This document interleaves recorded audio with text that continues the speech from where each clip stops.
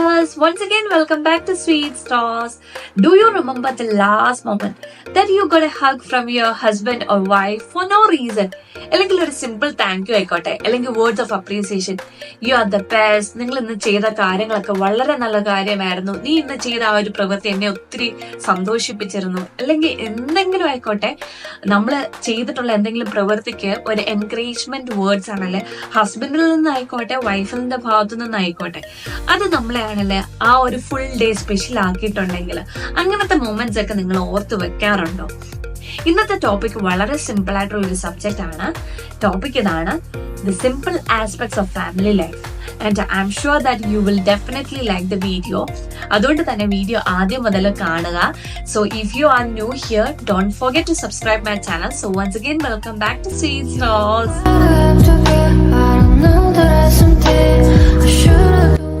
എല്ലാവർക്കും ഒരു happy place ഉണ്ടല്ലേ.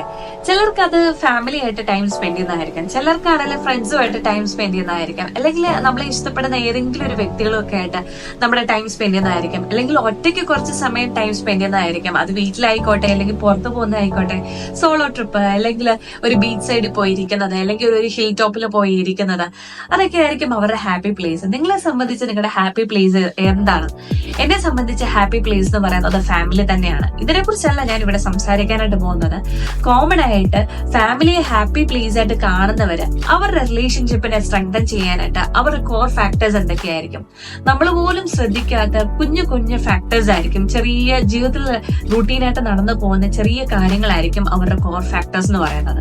ആ കോർ ഫാക്ടേഴ്സ് എന്തൊക്കെയാണെന്ന് നമുക്ക് കണ്ടാലോ?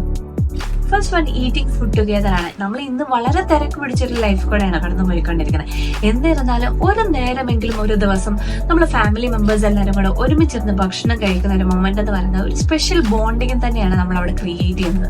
ഫാമിലി മെമ്പേഴ്സ് എല്ലാവരും കൂടെ ഒരുമിച്ചിരുന്ന് അന്നത്തെ ദിവസം നടന്ന കഥകളെല്ലാം അങ്ങോട്ടും ഇങ്ങോട്ടും ഷെയർ ചെയ്യുമ്പം അങ്ങോട്ടും ഇങ്ങോട്ടും മ്യൂച്വലി അണ്ടർസ്റ്റാൻഡ് ചെയ്യാനും കെയർ ചെയ്യാനായിട്ടും ലവ് ചെയ്യാനായിട്ടും എല്ലാം പറ്റിയൊരു മൊമെന്റ് തന്നെയാണ്. അതൊരു ഹസ്ബൻഡും വൈഫും ആയിക്കോട്ടെ, അവരുടെ ആണെങ്കിൽ ആ ദിവസം നടന്ന കാര്യങ്ങൾ, അവരുടെ വർക്കിൽ നടന്ന കാര്യങ്ങൾ അങ്ങോട്ടും ഇങ്ങോട്ടും ഷെയർ ചെയ്യാം. നമുക്ക് കുട്ടികളുണ്ടെങ്കിൽ, സ്കൂളിൽ പോകുന്ന സ്റ്റുഡൻസ് ആണെങ്കിൽ ആ സ്കൂളിൽ പോയിട്ടുള്ള കഥകൾ, ടീച്ചേഴ്സ് എന്ത് പറഞ്ഞു, ഫ്രണ്ട്സ് എന്ത് പറഞ്ഞു, നമ്മൾ സ്കൂളിൽ പോകാത്ത കുഞ്ഞുങ്ങളാണെങ്കിൽ അന്നത്തെ ദിവസം എന്തൊക്കെ കുരുത്തക്കേടുകൾ കാണിച്ചോ, അങ്ങനെ ഓരോ കാര്യങ്ങൾ നമുക്ക് അങ്ങോട്ടും ഇങ്ങോട്ടും ഷെയർ ചെയ്യാനും കെയർ ചെയ്യാനും അണ്ടർസ്റ്റാൻഡ് ചെയ്യാനായിട്ടും ഒക്കെ പറ്റിയ ഒരു മൊമെന്റ് തന്നെയാണ് ഈ ഒരു ഭക്ഷണം കഴിക്കുന്ന ഒരു ടൈം എന്ന് പറയുന്നത്.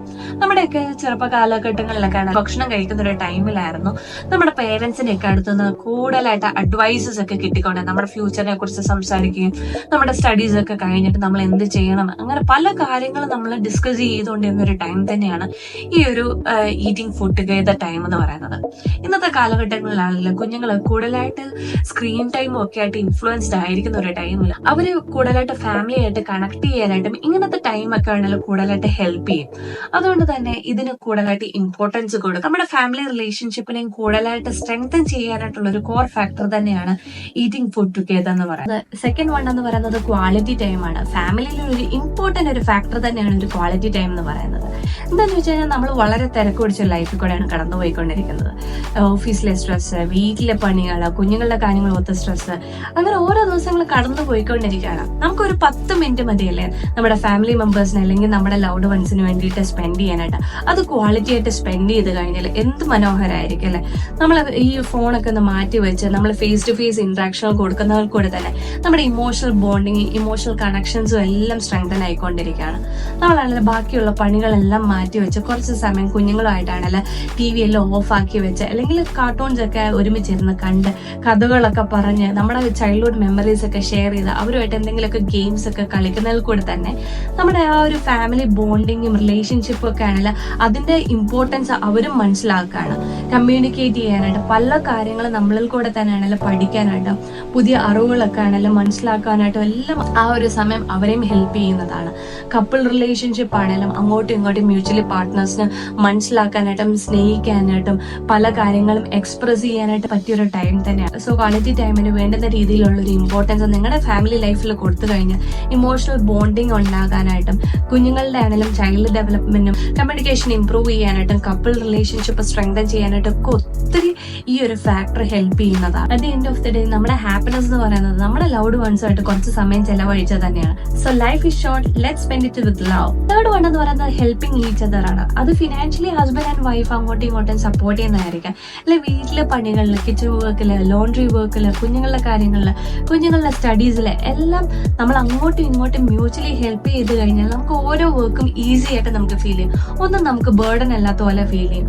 അതുകൊണ്ട് തന്നെ ഈക്വലി അങ്ങോട്ടും ഇങ്ങോട്ടും മ്യൂച്വലി ഹെൽപ്പ് ചെയ്ത് സപ്പോർട്ട് ചെയ്ത് കഴിഞ്ഞാൽ നമുക്കാണെങ്കിലും മ്യൂച്വലി അങ്ങോട്ട് കെയർ ചെയ്യാനും നമ്മുടെ ലവും അണ്ടർസ്റ്റാൻഡിങ്ങും എല്ലാം ഇതിൽ കൂടെ തന്നെ സ്ട്രെങ്തൻ ആവുകയാണ്. നമ്മൾ ഈ ഓരോ പ്രവൃത്തികൾ ചെയ്യുമ്പോഴും ഈ ഓരോ ക്വാളിറ്റീസും നമ്മുടെ കുഞ്ഞുങ്ങളിലോട്ടും ഇത് ഡെവലപ്പ് ആയിക്കൊണ്ടിരിക്കുകയാണ്. ഇവർ ഇതെല്ലാം കണ്ടാണ് പഠിച്ചുകൊണ്ടിരിക്കുന്നത്. കഴിഞ്ഞ ദിവസം ഒരു ഇൻസിഡന്റ് ഉണ്ടായിട്ടുണ്ടായിരുന്നു. ഹസ്ബൻഡ് ഓഫീസ് കഴിഞ്ഞ് വന്നപ്പം ആളാണല്ലോ ഷൂസ് ആണല്ലോ ഷൂ റാക്കിലാണല്ലോ വെക്കുന്നത്. പലപ്പോഴായിട്ട് എലീസ ശ്രദ്ധിക്കുന്നുണ്ടായിരുന്നു. ഇത് കണ്ടിട്ട് തന്നെ കഴിഞ്ഞ ദിവസം ഹസ്ബൻഡ് ആണല്ലോ ഓഫീസിൽ നിന്ന് വന്ന് കഴിഞ്ഞിട്ട് ഷൂസ് ഊരി ഉടനെ തന്നെ കുഞ്ഞാണല്ലോ ആ ഒരു ഷൂസ് എടുത്ത് റാക്കിലോട്ട് എടുത്ത് വെക്കുന്നുണ്ടായിരുന്നു. ഇത് ആരും പറഞ്ഞു കൊടുത്തിട്ടല്ല, പല കാര്യങ്ങളും അവൾ കണ്ടാണ് മനസ്സിലാക്കുന്നത്.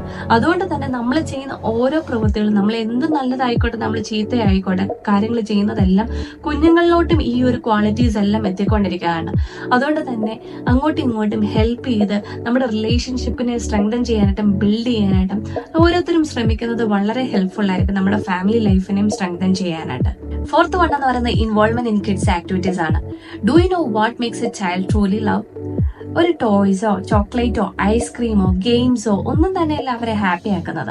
അവരുടെ എല്ലാ മൊമെന്റ്സിലും നമ്മളും കൂടെ ഉണ്ട് എന്നുള്ളൊരു ഫീലിംഗ് ആണ് അവരെ ഏറ്റവും ഹാപ്പി ആക്കുന്നത്. അവർ കളിക്കുമ്പോഴായിക്കോട്ടെ, അവർ പടം വരയ്ക്കുമ്പോഴായിക്കോട്ടെ, അവർ പാട്ട് പാടുമ്പോൾ, അവർ എന്ത് പ്രവൃത്തി ചെയ്താലും നമ്മൾ കൂടെ സപ്പോർട്ട് ചെയ്യാനായിട്ടും ഹെൽപ്പ് ചെയ്യാനായിട്ടും കൂടെ ഉണ്ടെങ്കിൽ അവർക്കാണല്ലോ ആ ഒരു പേരൻസിനോടുള്ള ലവും ബോണ്ടും എല്ലാം സ്ട്രെങ്തൻ ആയിക്കൊണ്ടിരിക്കുകയാണ്. പല കാര്യങ്ങളും കുഞ്ഞുങ്ങൾ പഠിക്കുന്നതും ഈ ഒരു ടൈമിൽ കൂടെ തന്നെയാണ്. മറ്റു വർക്കുകളും നമ്മുടെ സ്ക്രീൻ ടൈമും എല്ലാം മാറ്റി വെച്ച് കുഞ്ഞുങ്ങൾക്ക് വേണ്ടി കുറച്ച് സമയം ചെലവഴിച്ചു കഴിഞ്ഞാൽ അവരുടെ ചൈൽഡ് ഡെവലപ്മെന്റും അവരുടെ ആ ഒരു കമ്മ്യൂണിക്കേറ്റീവ് ഡെവലപ്മെന്റും എല്ലാത്തിനും ഈ ഒരു ടൈം ഹെൽപ്പ് ചെയ്യുന്നതാണ്.